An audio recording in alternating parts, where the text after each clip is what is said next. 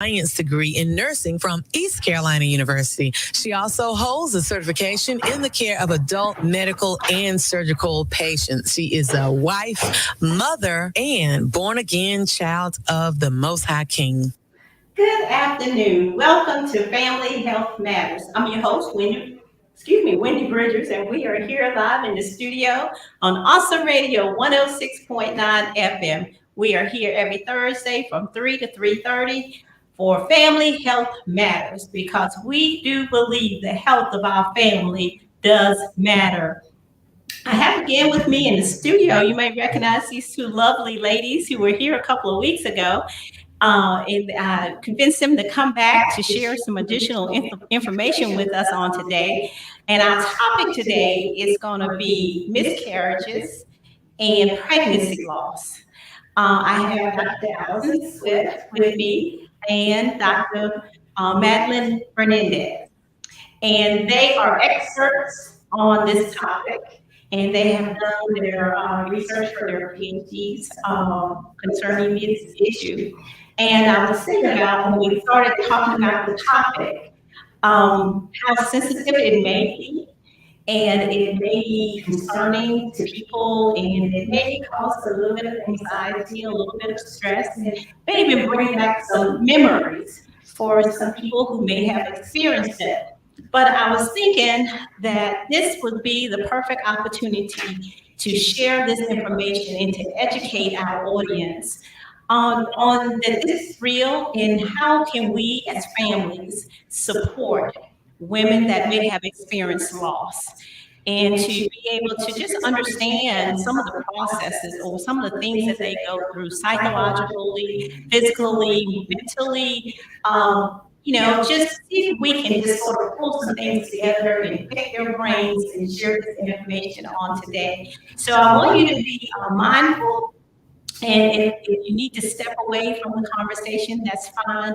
But I do think that this will be very helpful. And we do have an opportunity that if you want to call in, you can call in to 252-756-2008 and join the conversation. Or if you want to ask these ladies a couple of questions, they are willing to be there. And we do have some support sites that we will be sharing during this time of conversation. So I welcome again Dr. Fernandez and Dr. Swift with us on Family Health Matters because we do believe the health of our families does matter. So I'm going to let you, Dr. Fernandez, start off and just sort of share some information, a little bit of why this subject is so important to you and just a little bit about your research. Of course. Thank you for having us here, Wendy. Again, my name is Dr. Fernandez. I'm an assistant professor at East Carolina University, and my current research is on miscarriage, specifically women who experienced miscarriage during the pandemic, which we know miscarriages is a pretty isolating event for many women and partners. And at the stress of the pandemic and isolation of being mandated to stay at home has, compounded the impacts on that. So definitely that's something that we've been looking into and seeing how we can improve the care and support for these women during such a time. And just to start off with maybe some definitions for those that aren't aware, miscarriage is the loss of a pregnancy that occurs prior to 20 weeks. If it happens after 20 weeks, the term is called stillbirth.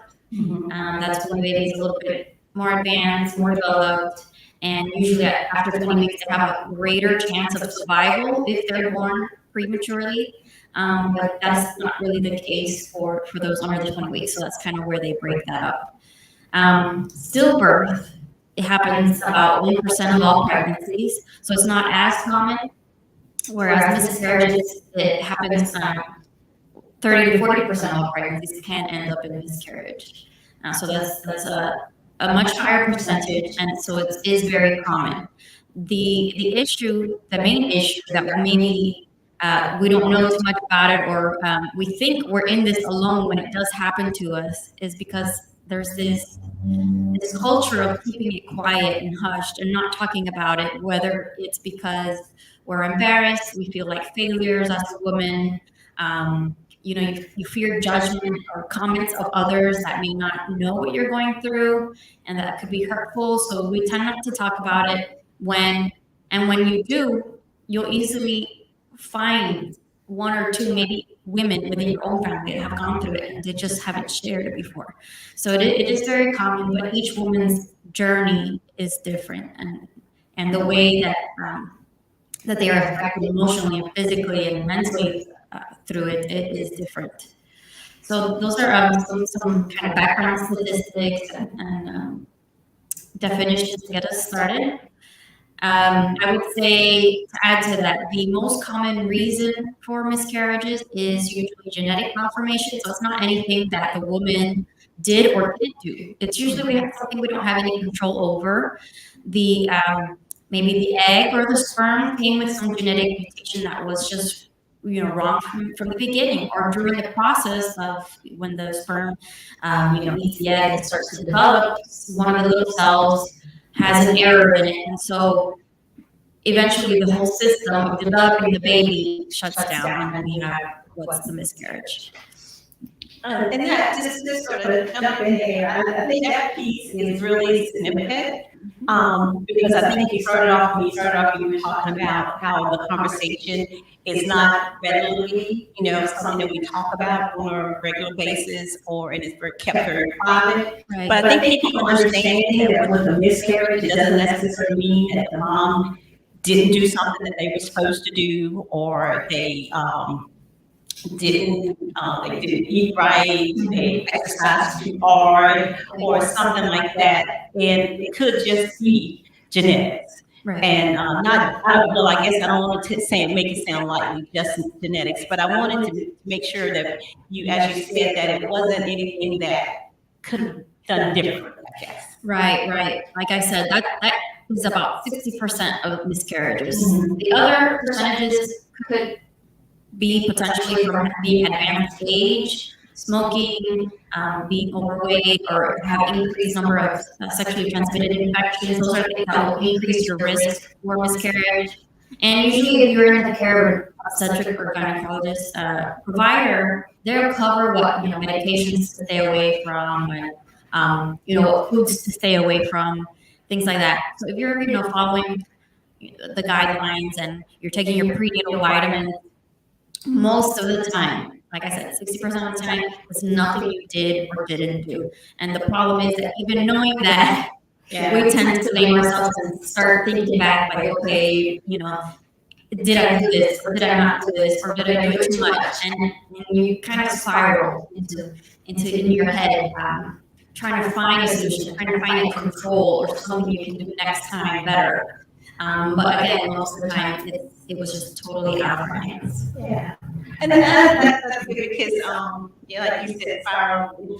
And we as women, I think, and that's if you can maybe comment on this too, we are so into control or fixing things, and we want to try to fix whatever we can. And sometimes that's something you can't fix, but you can process through it.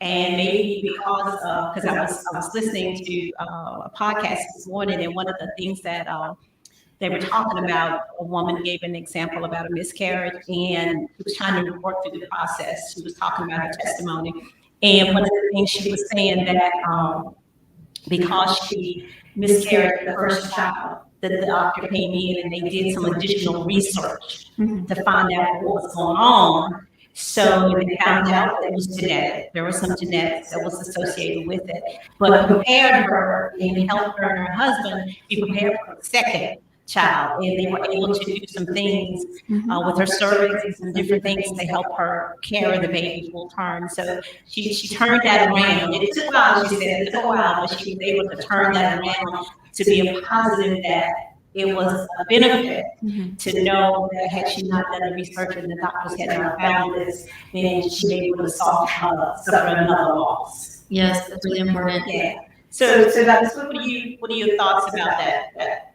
Yeah, I mean, that's definitely one of the things. If you've had a miscarriage, and if you've had 2 or even 3 or more, to go get checked out by your healthcare provider, because there are tests and there's things that they can look for to help determine why those miscarriages could possibly be happening. And sometimes they find that they can't find a reason for why those things are happening. But like Dr. Fernandez says, it usually is genetic, something genetic that has happened within the baby during conception or while it's growing. So talk to us a little bit, talk to Alison a little bit about the psychological process, mentally. How do we help our families through something like this? So for many women, this is one of the most traumatic events that happens to them in their lives. And it has been proven in research to be associated with anxiety, depression, PTSD, even like psychosis, if it's not properly treated or caught in time, and increased feelings of isolation as well. So we know this exists. There's things that can be done. We really need to advocate for ourselves, though, and that's the issue. That's the main thing. If we are noticing that we're having these thoughts, very intrusive, self-blaming, feeling very isolated, we need to have the courage to speak up. Your provider, your partner, somebody you trust with that, because it is a very delicate situation. And again, as I mentioned, the people that haven't gone through it, they may try to mean well, but they tend to come off hurtful. They might say things like, "Oh, you're young, you'll be okay. You can try again next time." That one for me is probably one of the worst. Just try again, because you're still grieving this baby. You're not thinking about next time. You're trying to acknowledge that this baby was alive and you lost it, and you had this whole life imagined with this child, and what you were going to name it. If you knew the gender, and I mean, you're not just losing a baby, you're losing that whole future, that motherhood that you were planning for. So it's very, very heavy for a family member to say, "Oh, you just try again and have another one." Or some people might even say, "Oh, maybe next time don't do this or that." That kind of plays with your mind. Right? You start thinking like, "Oh, they're trying to say it was my fault." Right. So that's why we're trying to educate now, right? Absolutely. So let's stay away from those comments for someone who's gone through this experience. And really, probably the best thing you can do is really just listen to them and be there for them. And if you want to help find support groups for them, that would be some way to help as well.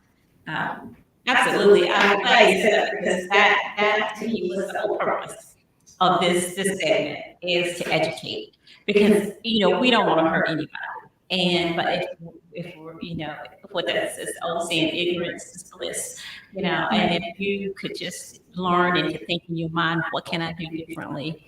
And I like what you said about just being there. Sometimes the ministry of just presence, not always feeling like you have to have an answer. Because if you haven't experienced it, you can't say, "Well, I understand." And I think that's a mistake that a lot of people make lovingly. Will say, "I understand," and in your mind you're going, "No, you don't. No, you don't. No, you don't."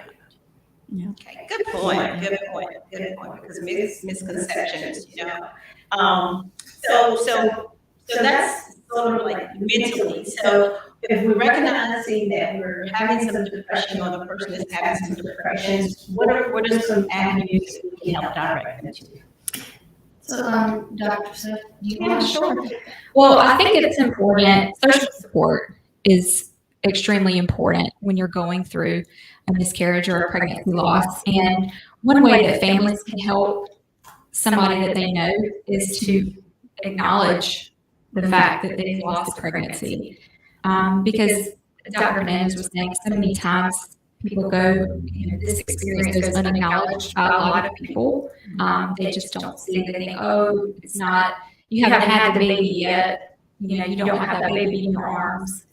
So I think sometimes that loss go unacknowledged. And so if you can help acknowledge that with them, then that helps. There's, Dr. Fernandez mentioned social support and other support groups. There are a lot out there. I always have to give a plug for Facebook because it's such an easy avenue to go and find support groups. But there's others. There's an Empty Cradle support group. There's Share Pregnancy and Infant Loss Support. There's another group called Heartstrings, Pregnancy and Infant Loss Support, or Pregnancy After Loss Support. There's actually. Yeah. Oh, okay. So those right here. That one in particular covers Greensboro, High Point, Connersville, and Winston-Salem, North Carolina. Okay. Okay, good. So what about anything right here in Pitt counties, that we could, I'm sure, we can go in and do some research and find out, and I'm sure, like you said, on Facebook, and, that's one thing, like you said, that's because Facebook, you don't have to be in Greenville to be a part of that support group. That's you right. can be wherever. So there is support out there. Yes, and there's even online support groups outside of Facebook too. I mean, Google is a nice, useful tool to help find different things. We have counselors all over the area, so I think reaching out to a counselor or therapist is a great option to help you process all those emotions. One thing that I think can be helpful is doing different things to acknowledge that loss. So, for example, maybe you make a piece of jewelry, like a necklace or a bracelet or a ring. Maybe you have an ornament that you hang up somewhere on a Christmas tree or some other kind of place where you can put that ornament or a statue. I've seen garden stones that can be made as well. Memory boxes, all kinds of things that you can do to help acknowledge that. There's baby naming ceremonies, even funerals, and that's okay too, and that's a good thing. Whatever you feel like would be helpful for you to process those emotions and to move forward is what you should consider.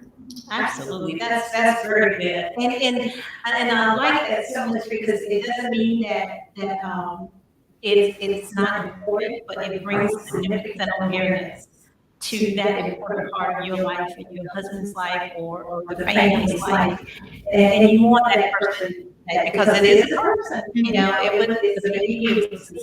may not be actually that you can actually see, but that is a part of you. And you have to acknowledge that it is and help in that.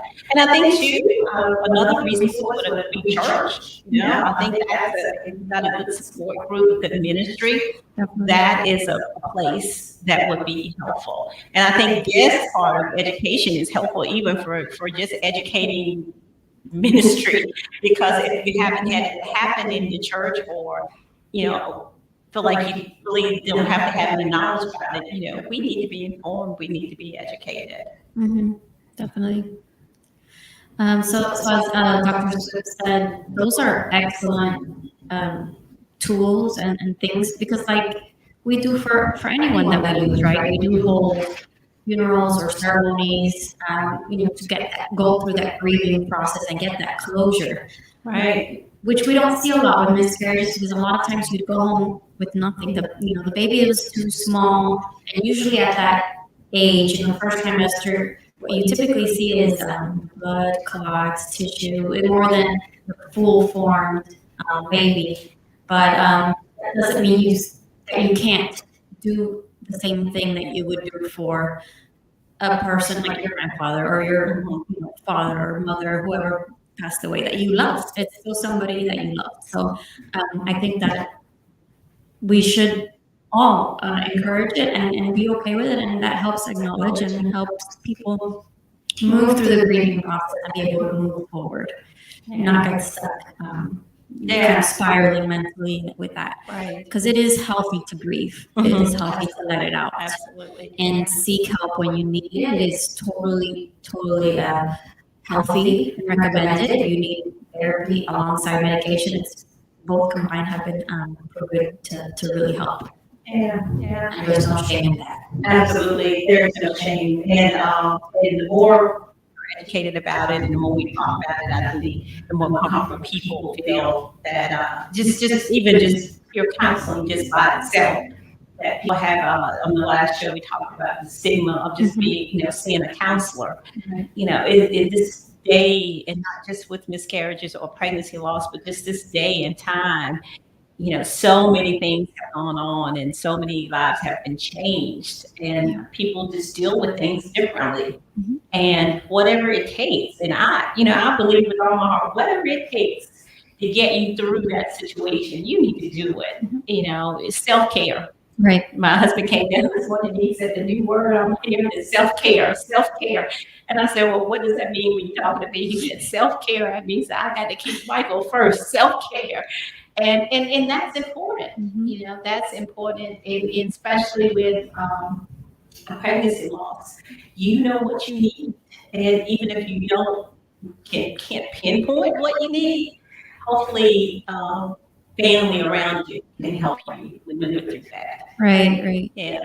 The reason why I wanted to focus on the mental health component of it is you do have the whole physical component of a miscarriage, but the mental health part is what typically takes longer. You might be bleeding for a few weeks, that goes away, but the loss and the grieving, that takes a while.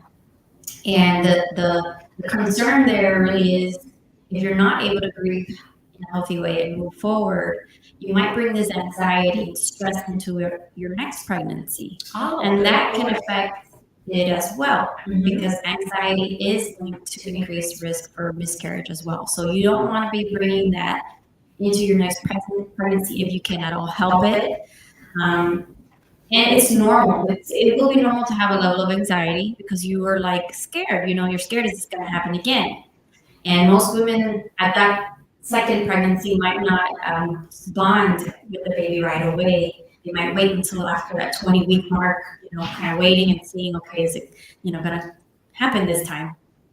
But it is important that at some point you do start bonding with that baby. And there's many things you can do to help relax and try to reduce that stress and anxiety while you're kind of, going through the stages of the new pregnancy. But well, how do you decide? And I know there's probably not one specific time for any one person, but just in as we share in education and information today, how would a person help decide? Am I ready to try to get pregnant again, or how can we help them? It really, like you said, it is there's no definitive time. If you are physically healthy, you've had your checkups, and your partner's had their checkup, and you find yourself in a place of peace, and you're saying, I'm gonna just go through this one more time and really just pray, or do whatever, meditate, whatever your beliefs are to kind of get through it, and you're ready to try again, then you are more than welcome to go try it again. But like I said, the best thing you can do is to really find some hobbies or routines, things to help you kind of keep that level of stress and anxiety down as much as possible. For me, it was kind of like a coping mechanism because I did experience a miscarriage. I kind of tell my friends about me, what I did was turn my brain off. I just stopped thinking. I just stopped thinking. I was not pregnant. In my head, I was not pregnant. I was still taking care of myself the way I was supposed to. I would take my prenatals. I would do everything, stay away from alcohol, whatever I had to do.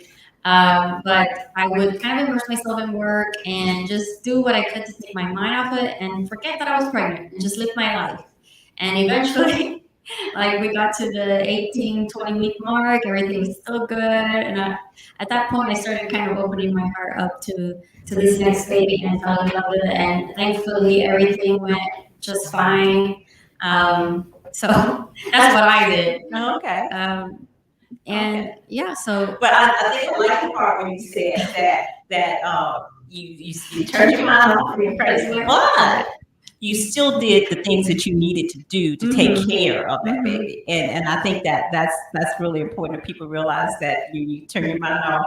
That doesn't mean that you just act like still do what you need to do, but you try not to stress and cause additional anxiety. That's a really good point. That's real good because and a lot of people, I've heard people say that they won't tell people that they're pregnant until after the third, right? The third week. What is it? The first trimester. The first trimester is about 13 weeks. Yeah, and then second trimester will start at 14 up. But Yeah.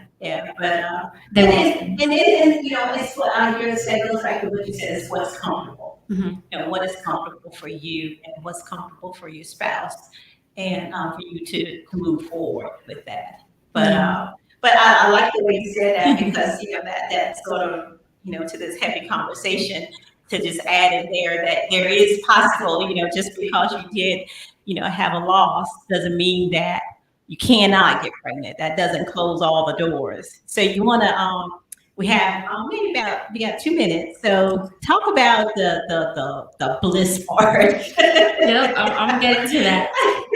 Don't want to leave everyone on a sour note. Yeah. So the good news is, and I'm hoping your providers tell you this when you do experience a miscarriage, because this could help with reducing anxiety and stress and all that. 85% of women, so that's a lot. 85% of women who've had at least one loss will have a successful pregnancy the next time, and 75% of those who've experienced 2 or 3 losses will have a successful pregnancy the next time.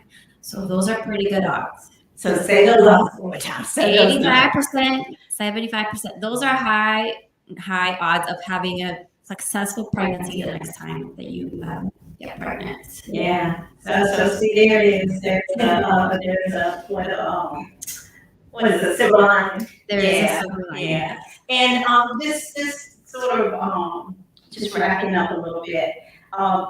Do you mind, I think Alison, Dr. Swift, you were the one who mentioned about the support groups. Just tell us a little bit more about if there's a specific one that you just share with us again, just refresh our memory again about the support groups. Yeah, sure. I can go through those again. So one is called Empty Cradle. One is called Share Pregnancy and Infant Loss Support. One is Heartstrings Pregnancy and Infant Loss Support, or Pregnancy After Loss Support. And one is Rachel's Gift. Okay. All right. And then, of course, like I said, check Facebook, check with your churches, check. Sometimes even the OBGYN clinics may have resources that they may know. There could be a support group somewhere else that they're aware of, so you can also check with them too. Absolutely. And probably the health department, sure, would be another resource. Yeah, that's great. And just know that you're not alone, and there are more people that have experiences than you can even imagine or that you even think of. Those would be great resources and support for you as well. Yeah. So just wanted to say thank you, ladies, again for being here. This was a heavy conversation, but I think you guys shared some very valuable information with our audience, and I do pray that people have received this and they will be able to take this and help make their families better and support their families and support each other through this process, because I just want everybody to know that you're not alone. And again, I'm your host, Wendy Bridgers, and we are here on Family Health Matters, Awesome Radio 106.9 FM every Thursday from 3 Hi, to I'm 3:30. Pastor Jeffrey Cox, pastor of God's Way Church of God in Christ in Kinston, North Carolina, and I'm listening to Awesome Radio 106.9 FM. Partial funding for this program is brought to you by CT Cleaning Service, 919-345-5823. Nationally certified and bonded for COVID cleaning, commercial and residential, and for all general cleaning. CT Cleaning Service, 919-345-5823. Have a peace of mind that your place of worship, your office building, your home, and your place of work have been nationally certified COVID cleaned, disinfected, and sanitized. 919-345-5823.